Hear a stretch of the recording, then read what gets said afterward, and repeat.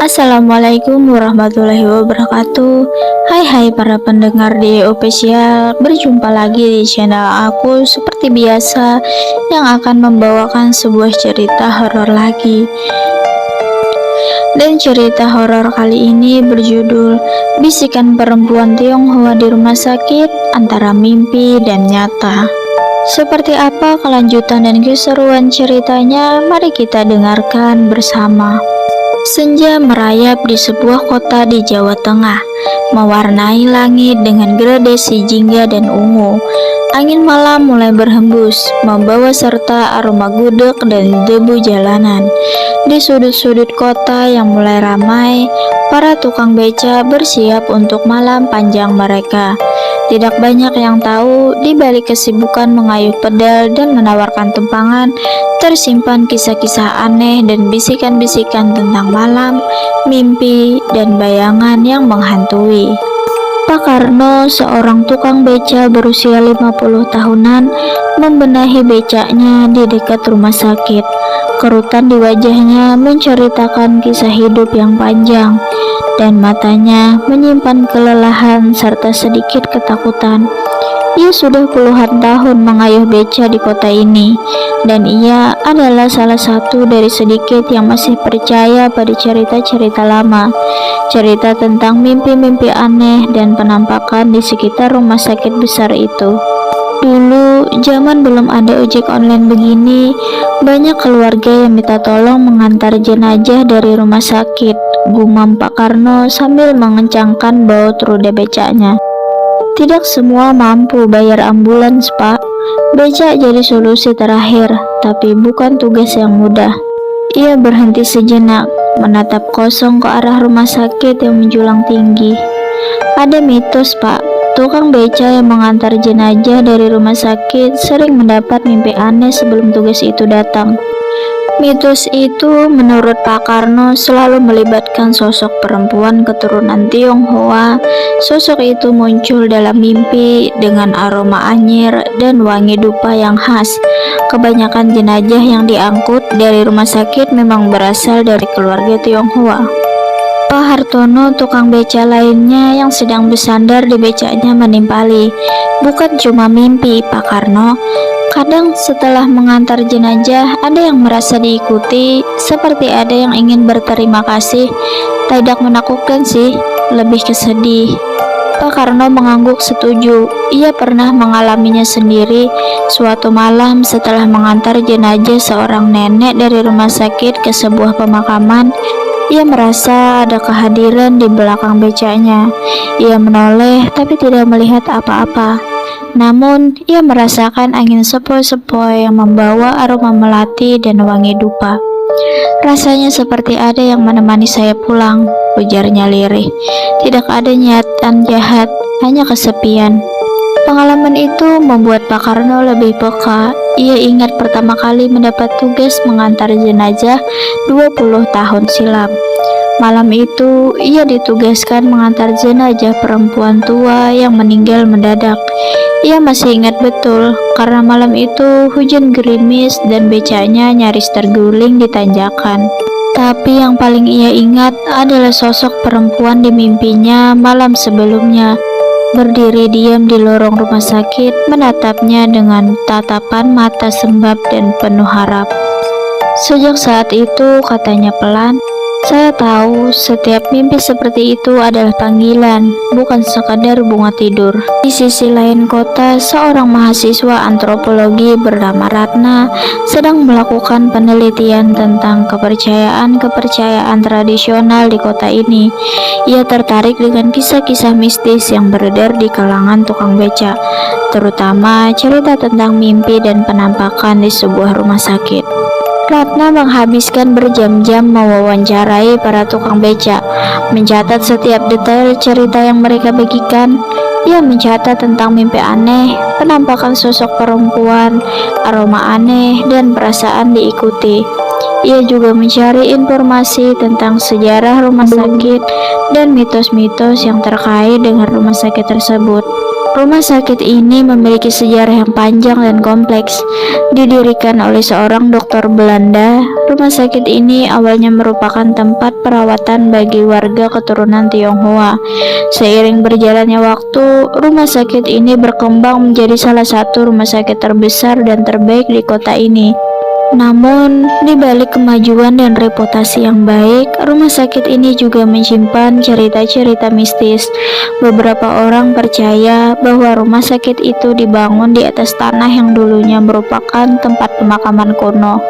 Tanah yang menyimpan energi spiritual yang kuat, energi yang dapat mengganggu dan memunculkan fenomena-fenomena aneh. Ratna semakin yakin bahwa kisah-kisah yang diceritakan oleh para tukang beca bukanlah sekedar karangan belaka. Ia percaya bahwa ada sesuatu yang lebih dalam yang tersembunyi di balik cerita-cerita itu. Sesuatu yang berhubungan dengan sejarah, kepercayaan, dan energi spiritual yang ada di sekitar rumah sakit. Ia mulai mendalami tentang konsep leluhur. Dalam budaya Jawa, leluhur dianggap sebagai roh orang-orang yang telah meninggal, yang masih memiliki hubungan dengan dunia orang hidup. Mereka dapat memberikan petunjuk, peringatan, atau bahkan bantuan kepada keturunan mereka. Ratna berteori bahwa mimpi-mimpi aneh yang dialami oleh para tukang beca mungkin merupakan pesan dari leluhur, pesan yang mengingatkan mereka tentang tugas suci yang mereka lakukan. Mengantarkan jenazah ke tempat beristirahat terakhir adalah tindakan yang mulia, dan leluhur mereka ingin memberikan penghormatan kepada mereka. Suatu malam, Ratna memutuskan untuk berjaga di dekat rumah sakit. Ia ingin mencoba merasakan sendiri apa yang dirasakan oleh para tukang beca. Ia duduk di sebuah warung kopi kecil di seberang rumah sakit, sambil mengamati lalu lalang orang dengan kendaraan. Malam itu, suasana terasa lebih sepi dan sunyi dari biasanya. Angin bertiup kencang, menggoyangkan pepohonan dan menerbangkan dedaunan. Langit dipenuhi awan gelap dan bulan hanya terlihat samar-samar. Tiba-tiba, Ratna merasakan hawa dingin yang menusuk tulang. Ia merinding, meskipun ia mengenakan jaket tebal. Ia melihat sekeliling, tapi tidak melihat apa-apa. Ia merasa seperti ada yang mengawasi dirinya. Kemudian, ia mencium aroma aneh. Aroma yang mirip dengan aroma dupa dan melati. Ia mencari sumber aroma itu, tapi tidak menemukannya. Aroma itu semakin kuat dan membuat Ratna merasa pusing. Ia menutup matanya, mencoba menenangkan diri. Dalam benaknya, ia melihat sosok perempuan keturunan Tionghoa. Perempuan itu mengenakan pakaian tradisional berwarna merah dan rambutnya disanggul tinggi. Wajahnya tampak muram dan sedih. Perempuan itu tersenyum tipis kepada Ratna dan mengulurkan tangannya. Ratna ingin meraih tangan itu, tapi ia tak bisa bergerak. Ia merasa seperti lumpuh. Tiba-tiba, ia terbangun dari lamunannya. Ia membuka matanya dan melihat sekeliling. Aroma aneh itu sudah hilang, dan hawa dingin pun sudah tidak terasa lagi. Ia merasa lega, tapi juga bingung. Apa yang baru saja ia alami? Apakah itu hanya mimpi, atau apakah itu sesuatu yang nyata? Keesokan harinya, Ratna kembali menemui Pak Karno dan Pak Hartono. Ia menceritakan pengalamannya semalam kepada mereka. Pak Karno dan Pak Hartono saling bertukar pandang. Mereka tidak terkejut mendengar cerita Ratna. Mereka sudah menduga bahwa Ratna akan mengalami sesuatu yang aneh jika ia berjaga di sekitar rumah sakit. Itu biasa, Dok, kata Pak Karno. Roh-roh penasaran sering muncul di sekitar rumah sakit ini. Mereka mencari perhatian atau mungkin hanya ingin beristirahat sejenak. Mungkin perempuan yang kamu lihat itu adalah salah satu leluhur dari pasien yang meninggal di rumah sakit ini, tambah Pak Hartono. Ia ingin berterima kasih kepada kamu karena telah memperhatikan kisahnya. Ratna terdiam sejenak, mencerna kata-kata Pak Karno dan Pak Hartono. Ia mulai memahami bahwa dunia spiritual lebih kompleks dan misterius dari yang ia bayangkan. Ia menyadari bahwa kisah-kisah yang diceritakan oleh para tukang beca bukanlah sekadar cerita rakyat belaka. Mereka adalah jendela menuju dunia lain, dunia yang penuh dengan energi spiritual, roh-roh penasaran, dan leluhur yang masih menjaga keturunannya. Malam itu, Ratna kembali berjaga di dekat rumah sakit, tapi kali ini ia membawa sesuatu yang lebih dari sekadar catatan lapangan. Ia membawa doa dan niat tulus. Ia membawa seikat bunga melati dan beberapa dupa. Ia menyalakan dupa itu dan berdoa kepada leluhur. Ia meminta mereka untuk memberikan petunjuk dan pencerahan. Ia mengucapkan terima kasih atas pelajaran yang ia terima, atas pengalaman yang mengubah pandangannya. Tiba-tiba dari balik bayangan pepohonan terdengar bisikan halus. Bukan suara menyeramkan, tapi seperti suara perempuan bernyanyi dalam bahasa Tionghoa. Ratna tidak mengerti artinya, tapi ia merasa tenang. Lagu itu membuatnya teringat akan neneknya yang juga keturunan Tionghoa. Mungkin pikirannya ada hubungan darah yang membuat dirinya bisa melihat lebih dari orang lain. Saat itu Ratna tahu bahwa penelitiannya belum selesai, tapi satu hal pasti, ia tidak lagi hanya mencari data. Ia sedang menyusun kembali jembatan antara dunia nyata dan dunia roh. Dan di kota yang tua dan tenang ini, jembatan itu selalu terbuka bagi mereka yang mau mendengarkan. Angin malam berhembus dengan lembut, membawa serta aroma melati dan dupa.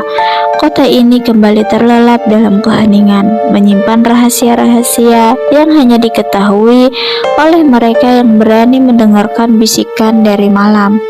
Bisikan tentang mimpi, bayangan, dan roh-roh yang menghantui. Oke, itu tadi cerita dari Ratna, yang seorang mahasiswa antropologi yang sedang melakukan penelitian tentang kepercayaan-kepercayaan tradisional di kotanya. Bagaimana menurut pendapat kalian? Jangan lupa untuk ditulis di kolom komentar ya. Terima kasih untuk para pendengar setia di Official yang sudah stay sampai akhir cerita. Dan tunggu cerita horor aku di video selanjutnya. Assalamualaikum warahmatullahi wabarakatuh. See you guys.